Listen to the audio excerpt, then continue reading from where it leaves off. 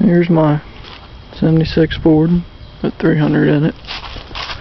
I have the stock manifold under this header pipe here, and then down below I have gone into that stainless pipe into a 40 series Flowmaster on back. It's 2.5 inch pipe, and then it goes back into this 3.5 inch tip, which is a good foot or 1.5 feet long.